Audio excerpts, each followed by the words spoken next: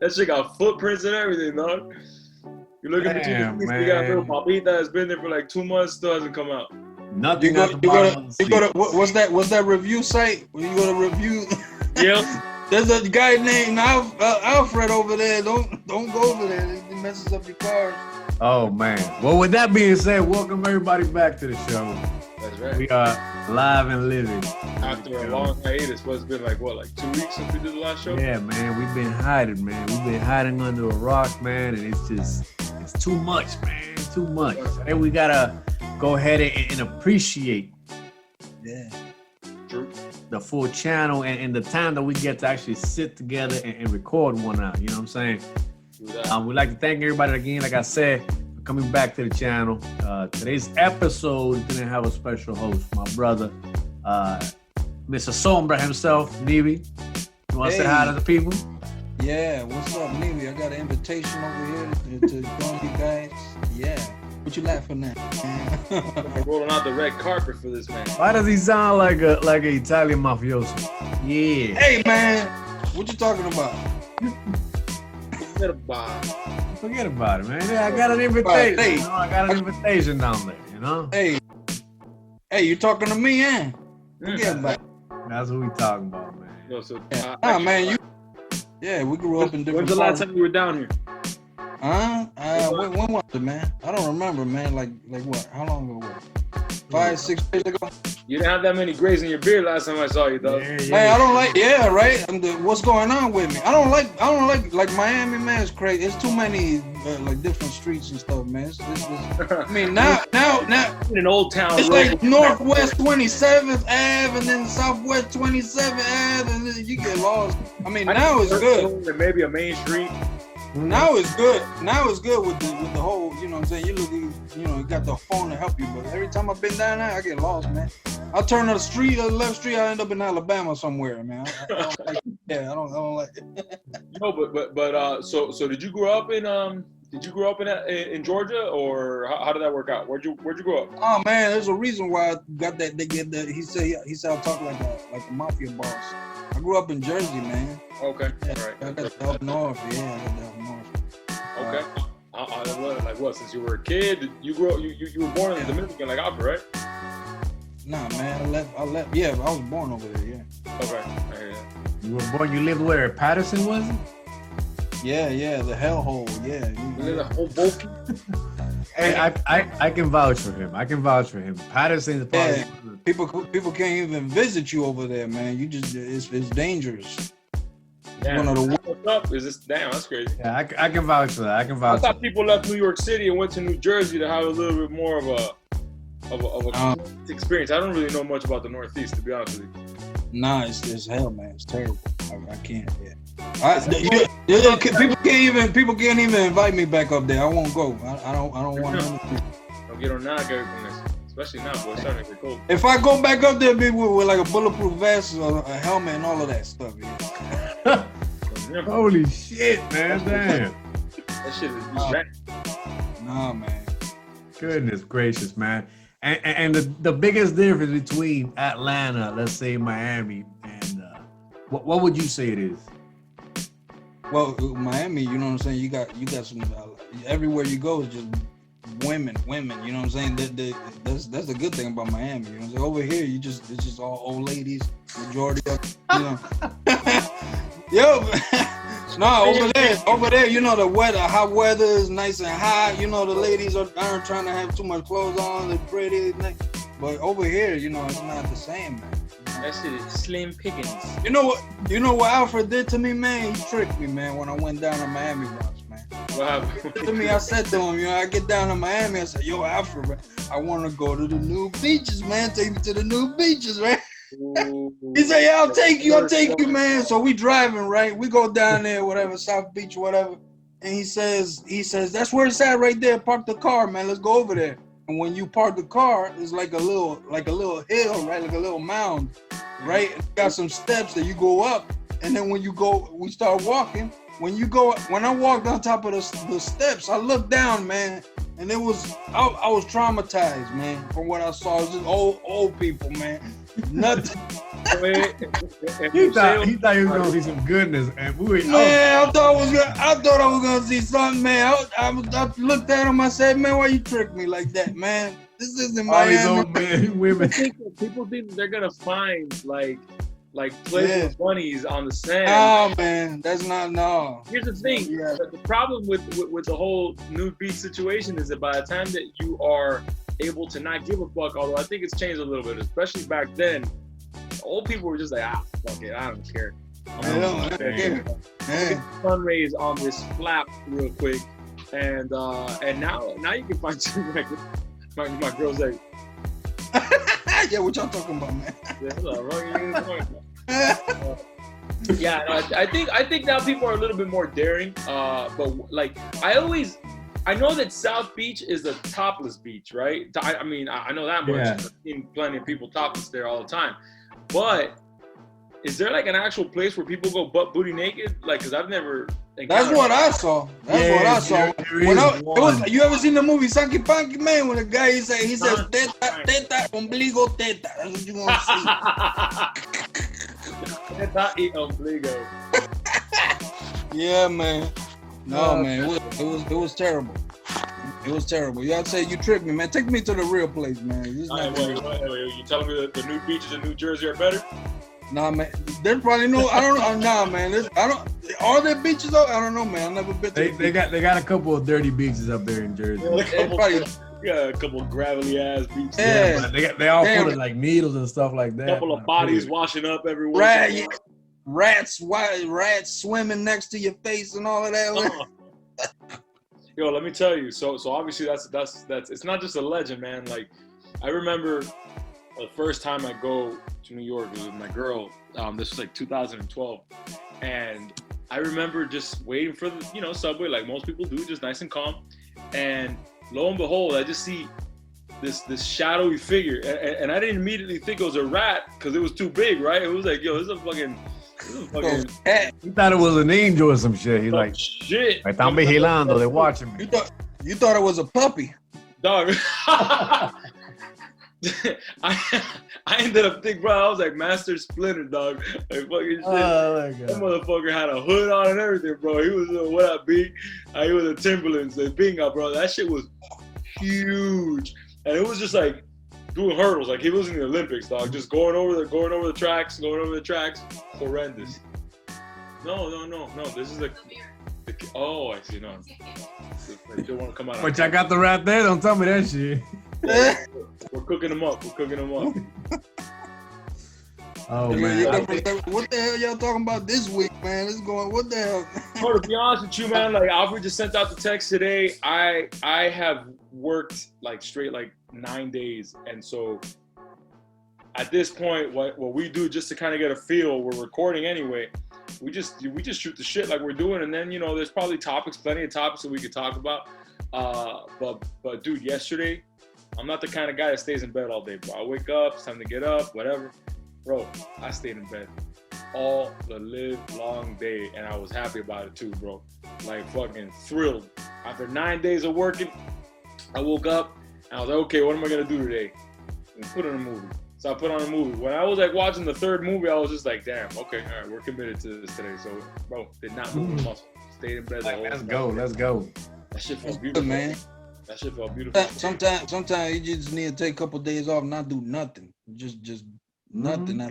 Bro, yeah. And honestly, like, I mean, I've been working hard all my life, to be honest with you, but when you string along like more than 5 days, at that point, obviously 8-hour days or whatever, that's when it's like, okay, all right, your body starts to like start feeling it. You tune out a little bit. It gives you the signals. Yeah, dude. Yeah, for sure, man. So I was like, it's a wrap, dog. Like the 9th day, I was like, cool, fuck, I'm gonna run through the finish line. I'm gonna go 110. Let's go, pa. By the time I get home, spent, done. I was done. I was like, I know I'm not doing shit tomorrow, and that's exactly what I did. There you go. There you go. Get that sipping. That's that sparkly sprinkle, right? What you sipping on over there, man? That's a sprinkly sprinkle, dog. So I guess it's a good topic to talk about. I don't know how you guys live, but this year, I was like, fuck it. 2020 is already, kind of showing signs of a disaster. And I'm like, okay, a lot of things were starting to change that I didn't really think were going to change or whatever, things like that. So after a couple of weeks of doing quarantine, I was like, you know, having a drink, and I was like, coño, you know, I don't know how long this thing's going to last. I really don't know. I have been home from work for like 2 or 3 weeks at this point. So I was like, I was having that drink, and I was like, it's just delicious. This is great, you know, just vibing. And I'm like, I don't think I can like continue to do this habit because it's going to turn to a bad habit. So I was like, cool, I'm going to, you know, I'm just not going to have one beverage until this quarantine is over. So maybe like 5 weeks after that went by, fantastic, you know, detoxing the liver.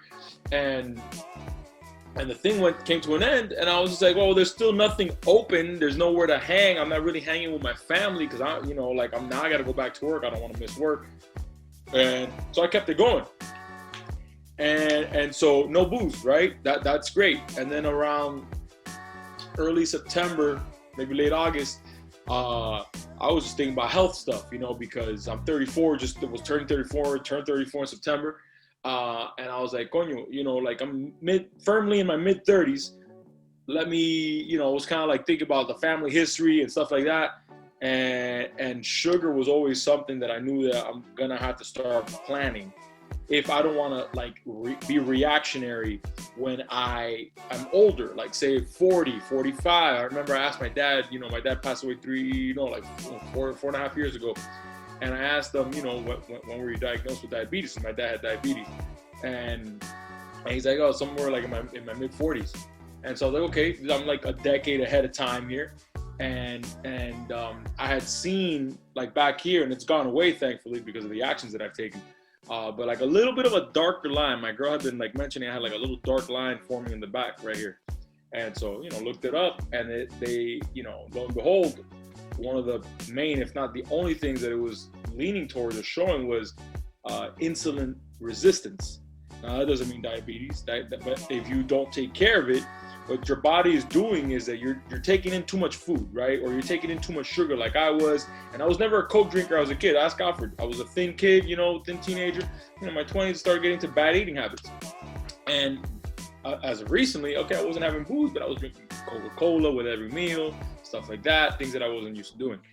And so I'm like, okay, I looked up what that meant, and that just meant that I was eating a lot of things were, and it's not just sugar, you know, like pie, you know, like I like pie, cake, I'll buy that shit. Oh, fucking no big deal, I'll buy a little slice at Publix, you know, eat that shit.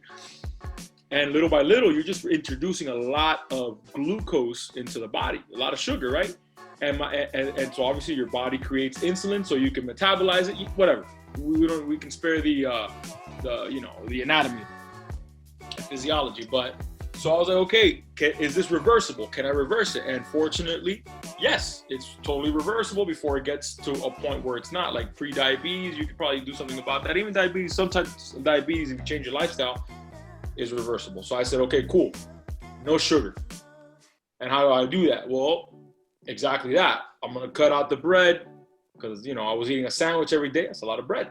I'm gonna cut out the, you know, well, I'll fucking pop a donut. What's the big deal? Well, when you're 19, 20 and healthy, it's not a big deal because I'm burning out those calories and I'm using all that shit for energy. At 34, you know how it goes. You know, you go downhill. You slow down a lot, and that takes a toll on you because it starts. You're not burning it, so you're just retaining all of that extra carbs and turning to sugar. Correct. Fat. But where it becomes dangerous is when you are producing too much insulin. You know, the pancreas is what does that.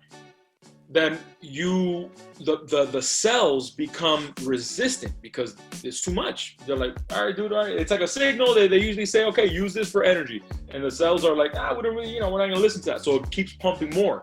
And then after a while, the diabetic people just don't absorb the insulin, or the insulin doesn't really act effectively. And then you have a lot of sugar in the bloodstream, which is obviously dangerous. And then all that stuff gets, you know, like it becomes metabolized into fat. So what did I do? I eliminated all that, dude. I literally was like, okay, I'm gonna learn along the way, but before I start picking up things, let me just do a cold turkey thing. And I'm pretty like good at that. Like if I get my mindset right, and that really scared the shit out of me when I saw that and started doing the research, that it kind of scared me straight. before I was like, my girl told me about it. I'm like, whatever, like eat a little pizza, eat a little this. So I was like, I'm gonna do that, and I'm gonna try to not eat late. So I got rid of all the sugary stuff. That's why I drink a lot of this. I drink a lot of water, but this is basically water. It's seltzer water. It's 0 calories, and I drink a lot of this type of stuff because I need to also entertain myself a little bit. You know what I mean? And so I got rid of that, and then it was starting to show a lot of results. I started to slim down a little bit, which means that I was burning some of the fat. Obviously, the first couple of pounds is water weight because part of that is water retention. So I got rid of that. Then I started burning fat. I can tell my body like I was losing an inch. I lost like an inch and a half just by going away from sugar. And then this week I started a real intensive intermittent fasting. So the fasting is to just basically keep food out of my blood system. I mean, from going into my blood system and letting the insulin levels go down so that my body has to tap into the fat and use that for energy. You know what I'm saying? And it's been super effective. I was gonna start doing what they call the 18-6 ratio, which was, 24 hours. I have 18 hours of fasting, and I have some people do 16-8. I was like, okay, we can maybe do that. But I felt good enough to start pushing, and I'm doing like a 20-4, which is nice. I fast for 20 hours. I don't eat my breakfast until 12 or sometimes if I'm working. You're condensing the time that window small that you're able to eat. Correct. So are you like loading up? Because No, I don't snack. Say for example, I just eat 2 meals. That's all I eat. And the meals are pretty basic size meals. There's plenty of calories. But what I'm doing is that I am limiting obviously the calories that I'm bringing in, but I'm also limiting, more importantly, I'm making my body have to work less to produce the things to metabolize food. And I'm just letting the time in between where I'm burning fat. And it's not just to look skinny, está bonito. It's to basically let my body start, chew up all the fat that I have, and also, it's good for getting rid of bad cells, which can, God forbid, in anybody can turn into, a problematic thing. And I've even told my mom. My mom is, a patient at the moment, and fortunately, she's very healthy, but she does take treatment. We've talked about this in the podcast before, and I told her about that. Obviously, I want her to stay eating because it's important for somebody that's under treatment to eat. But I'm like, you might want to think about the times that you eat and how you eat. Sometimes it's as important as what you eat. You know what I'm saying? So that's where I'm at now, dude. I think I really haven't stepped on the scale, to be honest with you. I'm going based off of, I feel phenomenal. My energy is sustained through the day, minus yesterday because I worked my ass off for 9 days. But dude, you know me, I'm an energetic guy. You know what I'm saying? So that hasn't dropped off. If anything, it's stayed really high. And I'm just trying to work at it, dude. I'm trying to work at it because at this point now, the value is planning for, getting into a more mature age where the body is not necessarily bouncing back. I like that analogy you just said right there. Yeah, dude. Mature age. Maybe I would say you gotta exercise too, man. Grown and sexy, dog. Grown and sexy. Huh? Grown and sexy, like Jay-Z said, only for the grown and sexy. Yeah, Nivir, you're in the mature, grown and sexy age right now, right? You feeling it? Yeah. You're pretty good with your eating habits also, right? You're taking care of yourself, right? Yeah, I'm good, but I got this problem where after I eat like a good plate, I always like to get like a little bit of chocolate afterwards, man, like a little Snickers, a little Twix. Oh, you see that? Yeah. Yeah, don't say yeah, because that... I need to stop. The funny thing is, I was consulting with a buddy of mine. There's a little flan, you know what I'm saying? Ooh, a little bit of leche, dog. Ooh, the leche right about now. Yeah. I need to slow it down, man. Oh, I'm gonna get you in trouble. I'm gonna get you in trouble, man. Let's not talk about that stuff, man. Today's cheat meal. Look. I'm also not trying to go insane, right? So, like on Sundays, the last couple Sundays I've worked, so I'll have a cheat meal. I don't some people have a cheat day. I work out too. I've started to work out. I do a lot of home workouts. So just I'm trying to keep a little bit of muscle tone too. I'm not just trying to get palidrogue and I still want my girl to look at me and want the daddy. Yeah, let them know. So if I'm over here like Point Dexter and shit, I just gotta put the pocket protector on. It's not sexy, Pero You don't want that, bro. yeah, dude. And- So it's the change. It's the change. You know, Alfred's always had the metabolism to count on. That motherfucker. I be looking like Bruce Lee, man. He's cut. He's always been cut. No. Listen. I just started working out. What was it? Yesterday was my first day working out after 2 years of not really working out. Mm-hmm. And I am sore right now to a point that you cannot believe. And Yeah. I know that this week, since I'm on vacation this week, I have to really just double, two a days. I got to do 2 a days for the next couple days until I start getting back into rhythm, because you don't want to get one of those scares. Like me, I'm a person, I don't drink enough water. Like straight up, I don't drink enough water, and I've learned my lesson several times, several scares, but. What do you mean by scares? I mean, you don't want to be in a situation like the other night. I was there, sleeping, and I felt like a dry throat. I was like, oh man, I feel like I have like cotton mouth, and I'm like, that's the lack of water. So sometimes my muscles will start cramping up, and I'm like, I'm dehydrated. I'm very dehydrated. Now, if you give me some coffee, rápido te lo tomo, pero water. Well, in fact, I think the coffee would also add to the dehydration issue that you were. Because of the bean absorbed. It's a diuretic, so the caffeine is fantastic. Coffee has great benefits, but you also have to counteract, some of the negative things that it has that it can contribute. So whatever, dude. Hey, look, I looked at my dad. My dad passed away from something totally unrelated to not unrelated. Well. Say you were looking at his death certificate, it would say complications of diabetes, right? And I suppose, sure, because he died of an infection in the blood. It was a pretty serious infection that it led to a lot of different things. But he had an ulcer, very big ulcer in the toe, and diabetic folks sometimes have a little bit of an issue healing, right? And that's why, I look at a cut. I got a cut like about a week ago. And I'm like, oh shit, that shit is healing nice. That movie good, right? It gets you scared because you don't want. He had a hole in the toe, huge, dog, for, dude, I want to say a year. Wow. And he was like, going. He was even going to like, sometimes they have these laboratory. What do you call it? Like trial medications and things like that. He was seeing because it just wasn't healing very well, and so it was introduced through that. Obviously, because diabetes prevented him from healing soon enough. You know what I'm saying? And potentially fighting off whatever infection. That's why people that are diabetes, that's a comorbidity for what do you call it, for COVID and shit like that. So you wanna take care of that. And so my grandmother, same shit. I don't want to fucking deal with that if I have anything to do with it. You feel me? Like if I can control that, you know what I'm saying? And plus, if I can look a little better in my clothes and feel a little bit better instead of, dude, button these pants up right quick, dog. Damn, all right, here we go, fuck shit, and then deal with that the whole day. So that's where we're at. That's where we're at. Cut down those cokes and bread and all that.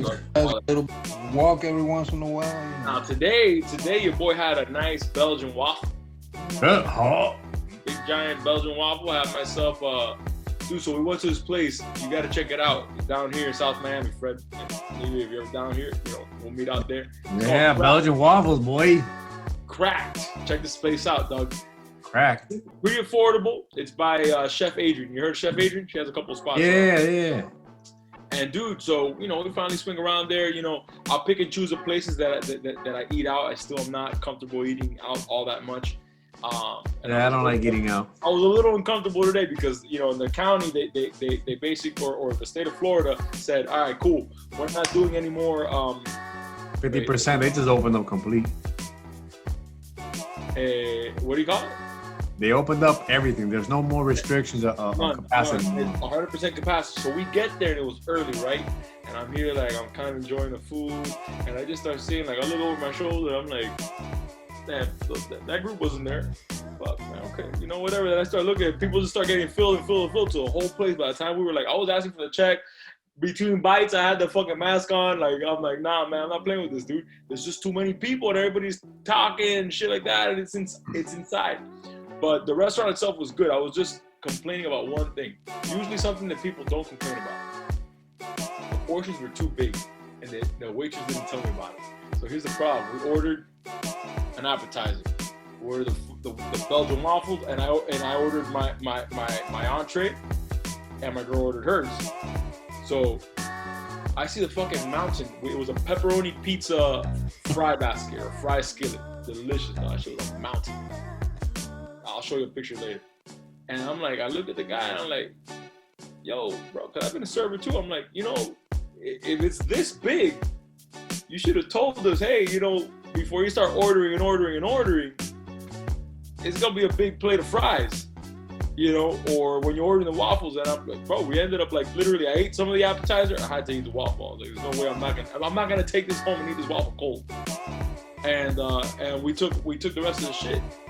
But this fucking waitress over here trying to make that ticket as big as possible. You know what I'm saying? Not telling me that I'm gonna eat. You got dinner on the hand. Yeah, bro, but it's a cheat day. It's a cheat day. I just had a little bit of the leftovers. That's why I like when I go to Miami. I like that place, Palacio de los Jugos, because they feed you like crazy. Like they just keep dumping and dumping and dumping. You like, man, you gonna does that? Like it barely fits in the box. They try to close it, doesn't even close. Oh, right? No, they don't even try anymore. I think I saw some lady sit on top of the styrofoam one time trying to make it. She tried to sit on it. I love it. Push it down and shit. Yeah, if I'm super hungry, yeah. If I'm super hungry in Miami, that's where I like to go, man. That's the place you gotta go to, bro. And for like people, I don't know if people are watching us, you know, outside of Miami. Palacio de los Jugos is it's an institution down here, right? So it's a place.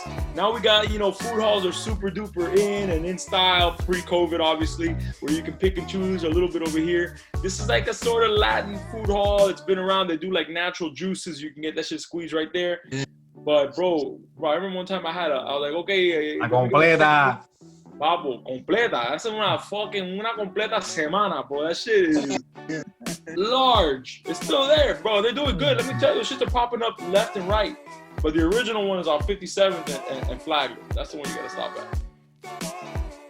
That's close to what was that Uruguayan Argentinian place that we used to go to? Oh, Garchitos. Yeah. What was the name of the place?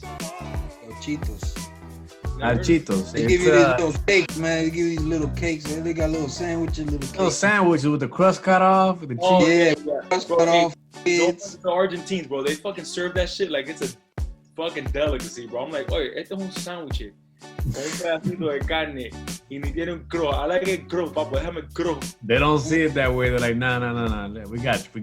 The little sandwiches, the little triangle. Yeah, the little triangle sandwiches. Yeah, bunch of mama's boys over there, fucking Argentines getting that shit cut off. I want it without the crust. Nah, no crust, nah. It's diagonal.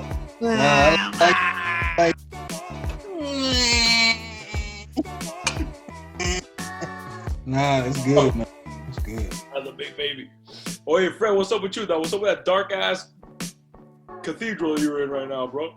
Nah, this is my new setup for this weekend. I'm in the process of changing things. It's getting darker and darker, man. For real, it's what, 6, almost 7 o'clock, so Miami, so it's getting. That Betty Boop is Alfred's side of the bed, by the way. Yeah, thanks. I appreciate that. I got the Betty Boop. He can't stand the sound. He can't stand being alone. He's like, I need Betty. So the craziest part was this morning we went to the beach, and you know, with COVID and everything, people want to make sure they stay safe. Me and my girl get to the beach in Hollywood. We get there early. We pick a spot. There's barely anybody there. No nude old ladies. No nude old ladies. Not today. Not yet.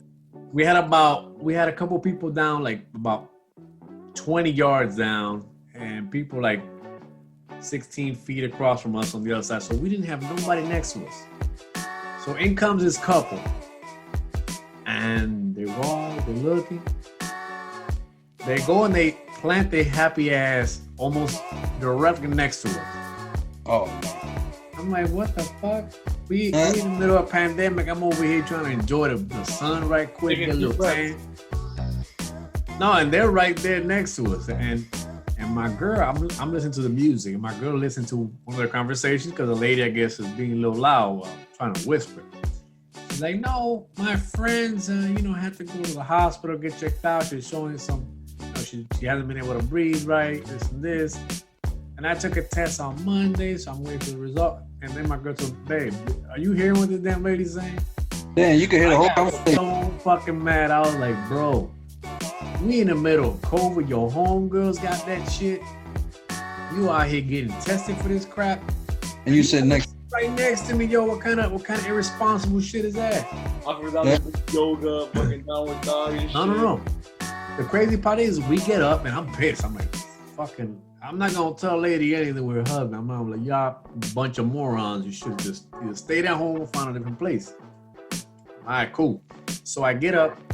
We find another spot under a palm tree. So we go ahead and sit down, do the whole setup all over again. Get the music right, the cooler, you know what I'm saying? The towels nice and get comfortable, lay back down. There's a family that comes in. Starts looking around the whole beach. The whole beach is basically available. They come and they sit their happy ass right next to us.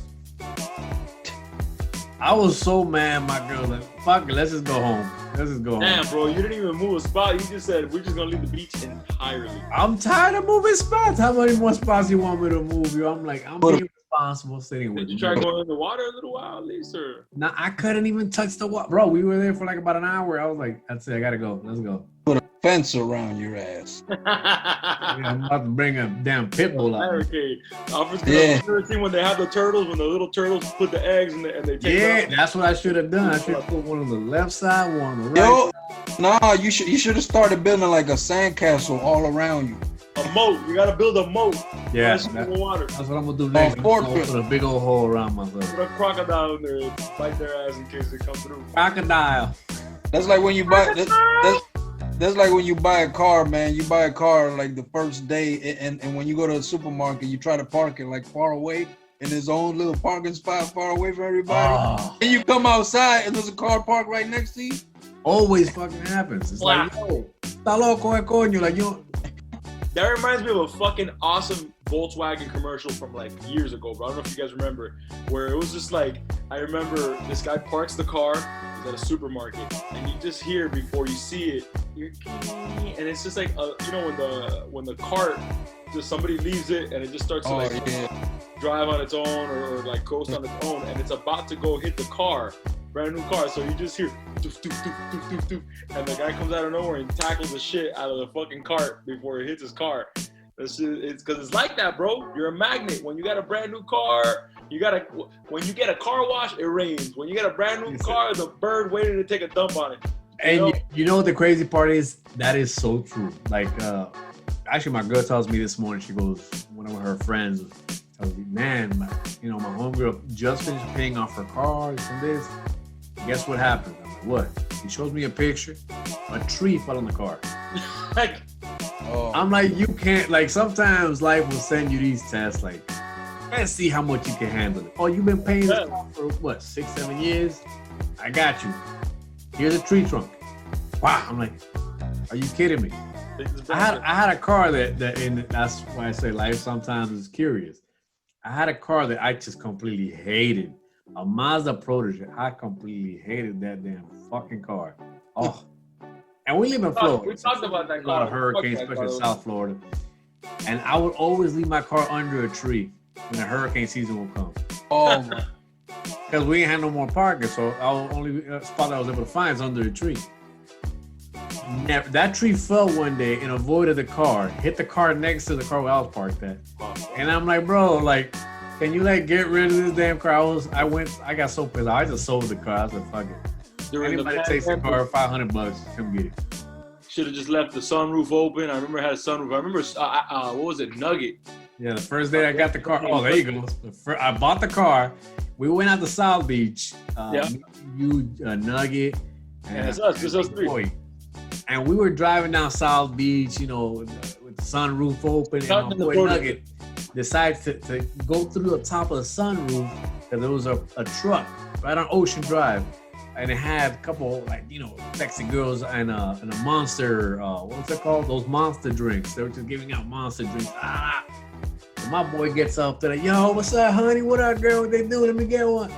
As he gets up, he pulls on the damn visor of the damn car. The whole damn thing snaps. And he just gives it to me in my hand, like, here, I'm sorry. He's like, I got you, don't worry.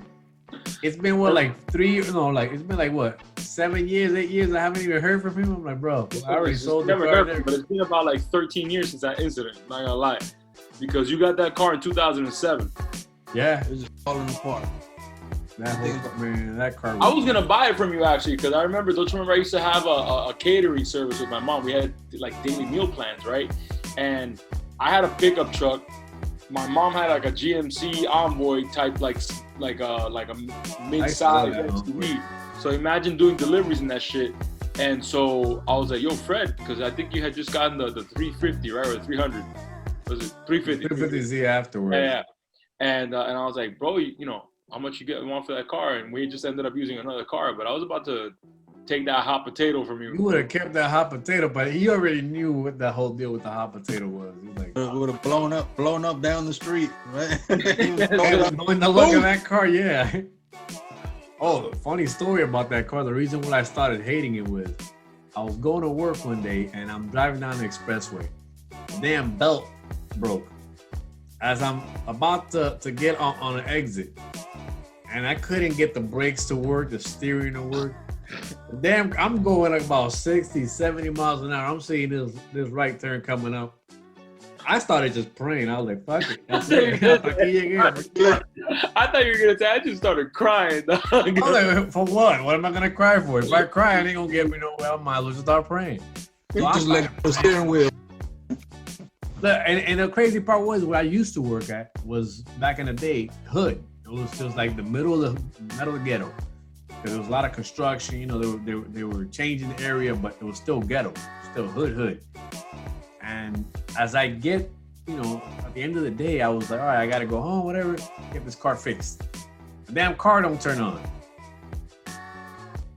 And I'm like, are you kidding me, bro? Like what else can go wrong with this damn car?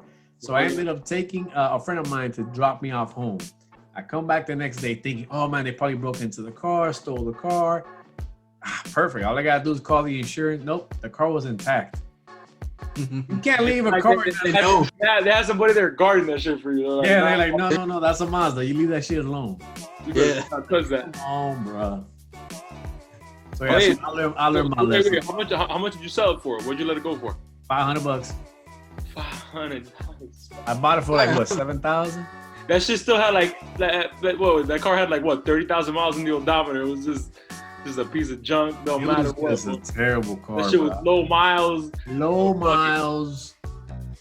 And every time I would get a flat tire, the guys in the mechanic would tell me, you know that there is not that many cars with this size wheel, right? I'm like, don't even tell me that shit no more, bro. I'm about to hook up a bicycle wheel on your shit. Truck. And they will start rolling over everybody. Get out the way, bro. They put a fucking skateboard wheel on your shit. Like, that's it. There you go. Actually, the car don't turn anyways. The car don't break, so the car is not even a car. Is that the worst car you've ever had? By far none. That car was the worst car you ever had, dude. Huh? What's the worst car? I used to have a Monte Carlo.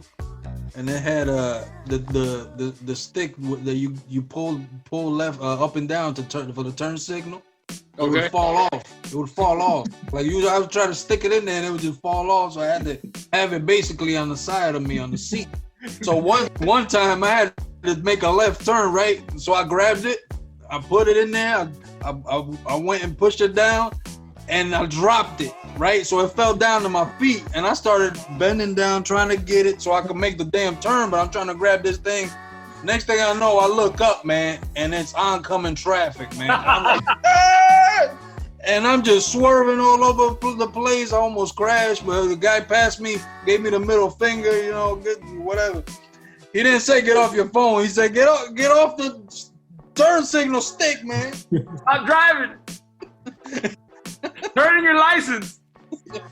Get out of the street, buddy. Get out of the street. and the gas gauge didn't work either. So I had to guess when it needed gas. Oh, Yeah, man. It was a gas guzzler. I was just on the side of the road all the time. Like, oh, it would just cut off. I had no gas. So I had to put like every other day. I had to put $20 in there, and just to be safe. You know? Listen. Boy, but what year was the Monte Carlo, bro? That's kind of legendary. It's the '87, man. Well, yo, bro, I was like the little what do they call that model? With the little it's like it had a little like trunk in the back, like a little It looked like a hat. It looked kind of like a hat, like a boxy car. Yeah, it was boxy. It was big and boxy. I had a 2-door. Yeah. Yo, I remember. Speaking of which, it was a similar model. I think this one was bigger. Remember Nick, right? Back from middle school. Yeah, he had one. Yeah. So Nick had a. He had the lima bean green. He had that was Jose. That was Jose. Oh yeah. But Nick had the bigger cousin of the Monte Carlo, which was called the Buick LeSabre, bro. I thought you were gonna say the Jose Carlos. I was like, what? I thought you was gonna say the Grand National, man.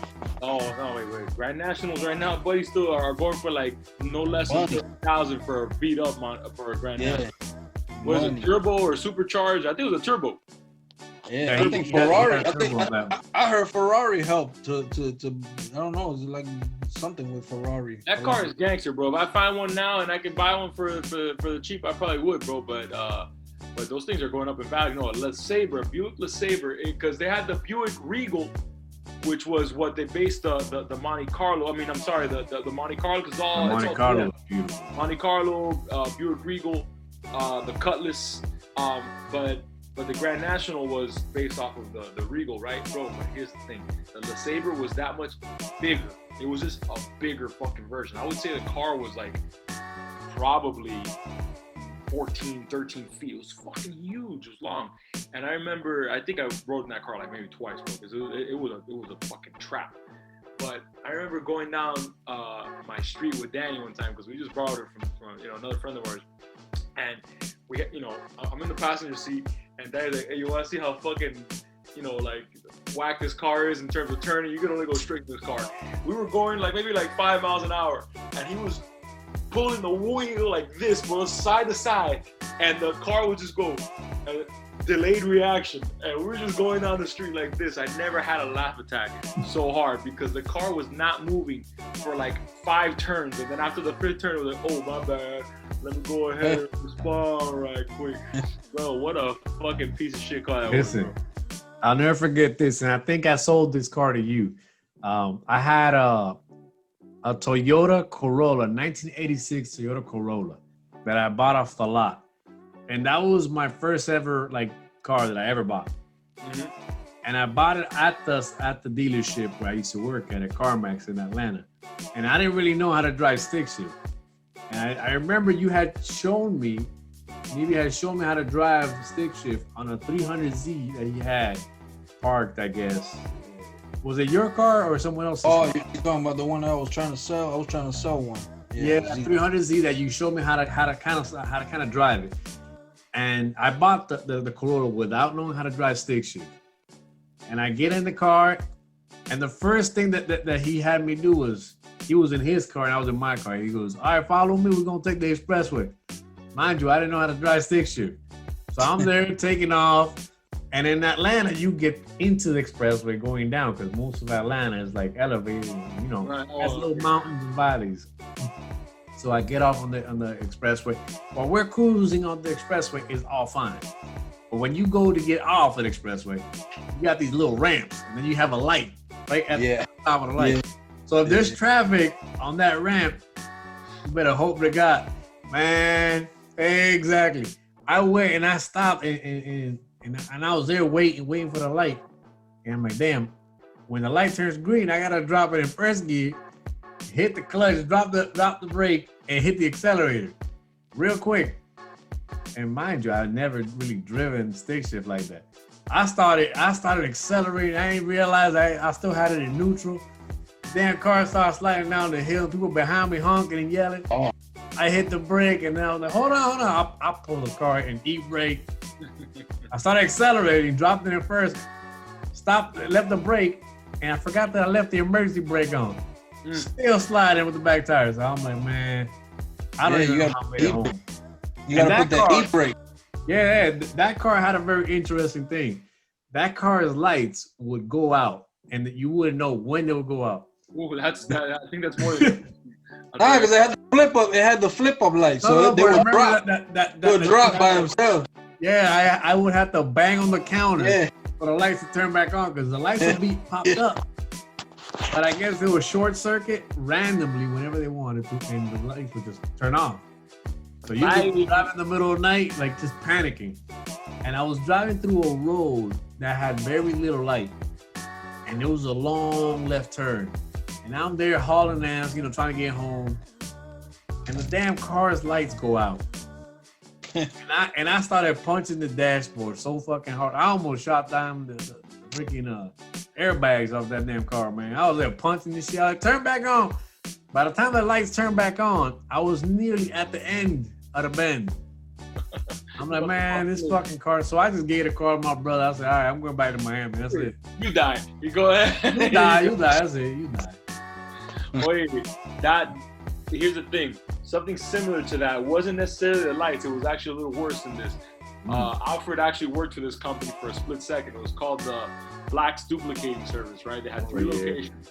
And at some point in the 80s and 90s, it was their heyday. But we worked in the 2000s when they were running out of money. And they just didn't really fucking want to maintain or service things all that often unless it was absolutely necessary. So my delivery car that they gave me to drive was a 1998 Ford Escort. Okay, no big deal. When I took it over, it was like an 8-year-old car. But it was a fucking Ford Escort. They didn't make it out of the best material. So it had an idle issue that was caused by, I don't know what, but, the car would just either, if it was just sitting, it was an automatic car, but it would idle low and then sometimes it would turn off. Okay, that's annoying in a red light. You got to put it back on, dry. I would put it back on park. I turn it back on and keep it going. Or if I would hit like a bump real hard, that's when it would like kind of just, the electricity would shut off, right? And I'm like, okay, this is not so good. So it started happening to me it wouldn't happen at high speeds, but then it started happening at high speeds on the highway. So I kind of the first time that shit ever happened, bro, was the scariest shit I think I've ever experienced in a car. Well, not the scariest. I'll tell you the story in a second. But one of the scariest, where the car just stopped, bro. And I'm like, fuck, I'm on I-95. And I was already on one of the low parts. So the people coming up, they can't really see you. They'll only see you when they're starting to come down. They're already coming pretty fast. And so I had to wait till the car came to a complete stop, put it in park, and I looked behind me, I see some bright ass lights, and there was a fucking 18-wheeler, bro. Maybe about 100 yards, but that shit was coming full speed. It was not gonna stop. And bro, then fucking my testicles are right here, bro. Turned that shit on, and through the grace of God, I kept going.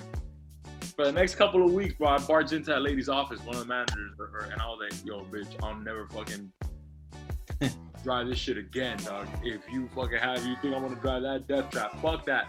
But I kind of got wise to it. I was like, oh wait, I was like, fuck it, it's not my car, and this thing's already putting my life in jeopardy, so I'm gonna put it in jeopardy. So I remember one time the thing turned off on me, and it was on the not the highway, it was on US 1, so I was going 40 miles an hour. So I was like, oh wait a minute. So I just kind of pushed it to neutral, and I turned it on, and I just threw it back in drive, and that shit kept going like nothing happened. You know what I'm saying? So ever since then, I was right back into the gear in motion. Yeah, but it wasn't a manual; it was an automatic. So I was thinking maybe I can't do it, but fuck it, I just put it in neutral, turned that baby on, and kept it going, bro. And then they just gave me something else that I ended up. I forgot to tell them that it was due for an oil change, and I think I had a motor oil leak. It was the van. Remember the van that had a little boxy van? Oh my gosh, with the glass. No. Dude, I was on 595 and cruising, no problem. Lo and behold, I didn't know that the engine was bone dry. And I just hear this. So I just pull over to the side. I don't even think that shit had power steering, bro. I was like, put it to the side right quick. And I looked down, I'm like, luck than I did on that damn turn, I'll tell you that. Dog, I was like, why is there Gatorade on the floor? This is some lime green shit.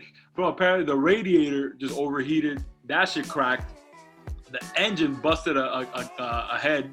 I found out about this later. I destroyed that car, bro. And I remember I got back. I was like, of course I told you that shit needed an oil change. What's wrong with you? I tell you that shit all the time. And she was like, you fucking, this shit's gonna cost me. This car's worthless. Bro, it is what it is, bro. You gotta treat your drivers better. I would have been more on top of the game. They probably would have been in business. Bro, you know those people. You know they were awful, dude. They were awful at running that business, bro. They were. I'm surprised that they never missed a check, to be honest with you, because sometimes they were just running out of money. And it is what it is. My dad also had a car that didn't have reverse. We used to call it the Flintstone. So the car's reverse didn't work. So you would literally have to. He would open the door. I don't know how he did it when it was just him in the car, because I remember I'd be in the passenger seat, little kid. Like, I thought it was fun, and I would stick my leg out, and he would stick his leg out, and we would just fucking push the car. And I'm like, Dad, look, next time just make sure whenever you park this car, you park on an incline, because I'm just not gonna fucking, you know. Can you imagine parallel parking that thing? You stick your leg out like every 5 minutes. Yeah. It was a Mercury. What is the equivalent of like a Ford Crown Victoria? It was a Mercury Mieda or something like that. Cougar. No, you're right. Cougar was a fucking classic ass car, bro. Crown Victoria? A what? Crown Victoria?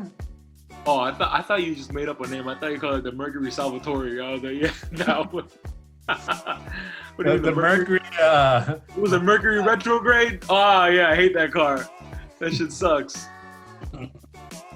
So yeah, bro. Bad cars, bro. We all had them. I had a fucking Acura Legend that my grandfather gave it to me, bro. It's my first car ever, and God bless him, bro. He's not here with us anymore, but my grandfather was a cool dude. So he gives me this Acura Legend, 1990, reupholstered seats. My grandfather always was tip top, always took care of himself. Shirt was always tucked in, smelling good, all that stuff. And so I'm like, great, this car's great, no problem. The interior is nice, whatever. And I didn't love it because it was kind of boxy. You know, it's 2005, 2006. I wanted a fucking cool car. You know what I'm saying? Like a curvy car. Now I would kill for a boxy car. Hell yeah. He's back in style now.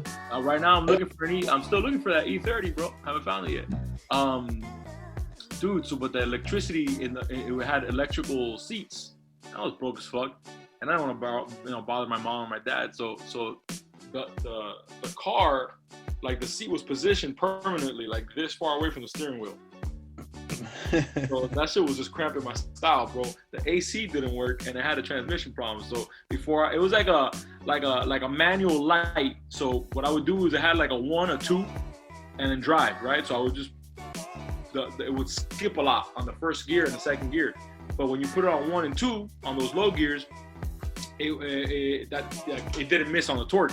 So I would just start on 1, push it to 2, and then by the time I needed to be on 3, I would just put it in drive.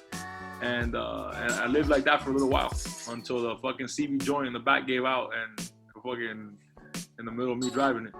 There's people that drive like that, man. I don't know how there's people that actually drive like that. You see the people that drive all up on the steering wheel? They got their hands like right up to their face. And they got they got the seat all the way up. So might as well drive with their teeth. Like fucking. Yeah. Nah, I don't get it, dude. I need a little space. It's not like when I was a kid, I needed to be like full extension plus the shoulder, like so I could look extra cool and turn like that and shit. Now like I drive 10 and 2, you know, make sure I have a nice little curve on the arm. But I drive like an old man, bro. I'm not gonna lie. I just don't drive that. I don't drive that close to the steering wheel. Oh shit! Well, if I drove the cars that Alfred drove, I'd be driving fast, but my first real cool car was a Jeep Wrangler. So that shit didn't go fast even if you wanted it to. It was a cool ass car. That thing was all noise. Nah, bro, that car was cool, bro. I would take the top off. I would look great when I drove that car. And not only that, I remember the first time I drove it, I was trying to change lanes fast, and I pulled it, and my dad was behind me, and he's like, "Hey, did you pull that left a little hard to change lanes?" And I was like, "Yeah, how'd you tell?" I was like, "Yeah, because the 2 left tires, the front and the back, kind of came off a little bit." Off of the ground, I was like, "Oh, okay, I won't do that next time." So it teaches you how to drive slow. Yeah. The thing about those Jeep Wranglers, they got those short gears. They're just then second gear. Yeah, it's true. Yeah. But because it torques real high, because remember it's an off-road car. It was 4x4 if you needed to. So you need to you know, if you're going up a hill or something like that, going up ramps, I wouldn't even have to. I would put it in first. I wouldn't even give it gas. I just kind of like pull it off of the clutch a little bit, and it would just go up a hill. No big deal. No problem. I tried doing that with like a smaller car, and it's like, nah, you better put that fucking. You gotta come with speed. Yeah, bro. So what's up, Freddie? How's the dog? You got a little puppy? She's good, man. She's good. She's growing, man. She's Being all over the house. Very smart.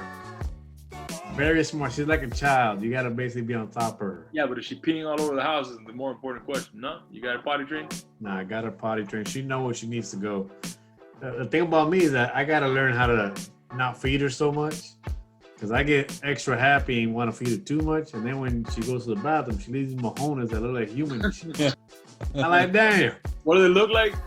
They freaking look like overcooked hot dogs. Some croquetas. Yeah, exactly like croquetas. They just all burnt. I was like, damn, man.